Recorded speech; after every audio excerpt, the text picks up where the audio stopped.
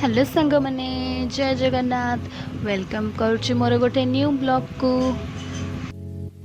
आज थिला कार्तिक मासर प्रथम सोमवार आमे बाहरिलु शिव मंदिर। महादेवकर ये मंदिरटी बहुत प्रसिद्ध, सारा विश्व रे मंदिरटी खूब ना मध्य करिछि। महाविनायक नाम रे ये मंदिरटी बहुत प्रसिद्ध। जाजपुर जिलार चंडीखोल रे ये मंदिरटी अवस्थित। आउ डेरी न करी चलतु सांग माने जिबा महादेव को दर्शन पाई। आमे आसी पहुँच गलु मंदिर रे। एपट साइड रे हनुमान गोटे मंदिर अछि। मु रिटर्न कला बेले से मंदिर निश्चय देखैबी।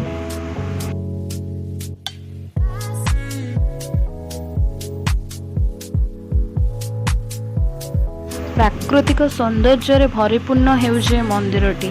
आपण माने रास्ता पहाड़ देखिकी जानी पारथिबे जे मंदिरटी केते सुंदर हेतिबो।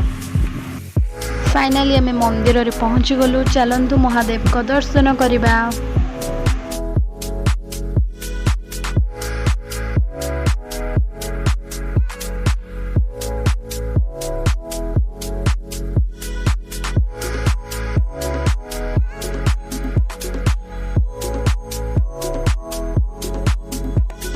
एठारे एही गोटिए क्षेत्र रे पंचदेवता माने पूजा पाई थांती, यथा गणेश, भास्कर, विष्णु, शिव एवं दुर्गा।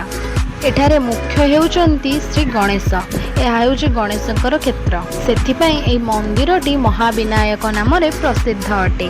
गणेश चतुर्थी रे एठारे श्री गणेशंकर पूजा करा जाय। शिवरात्रि रे महादेवंक जलाभिषेक करबा सह 5 दिन महायज्ञ मध्य होइथाय एवं दुर्गा पूजा रे माँ दुर्गांग पाखरे सप्त चंडी पाठ मध्य करा जाय।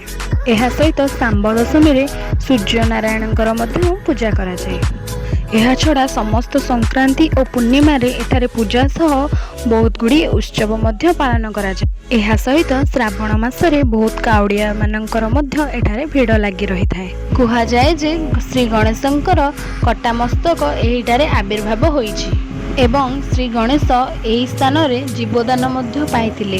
सेही समय रे पंचदेवता माने उपस्थित थिले एठारे।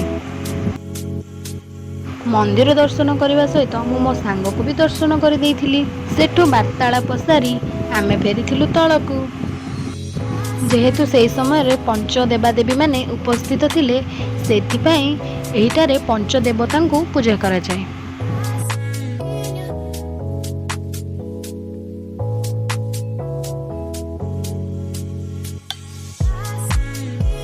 एठाकु आसिबा समय रे मांकड़ मानक प्रति टिके सतर्कता अवलंबन करिवे।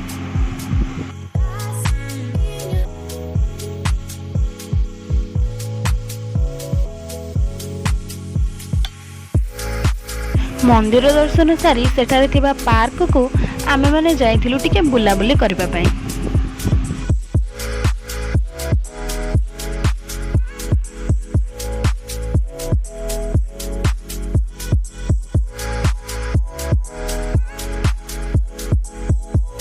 सेठु बुलाबुली सारी आमे आसी पहुँची जाइथिलु हनुमान को मंदिर रे।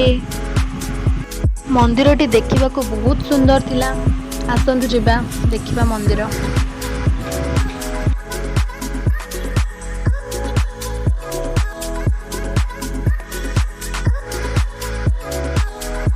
मंदिर दर्शन करबा परे बहुत भोक लागिथिला।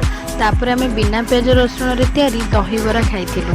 सांग माने वीडियोटी भल लागिथिले लाइक, कमेंट और सब्सक्राइब करबा को जम्मा भी भूलिबेनी।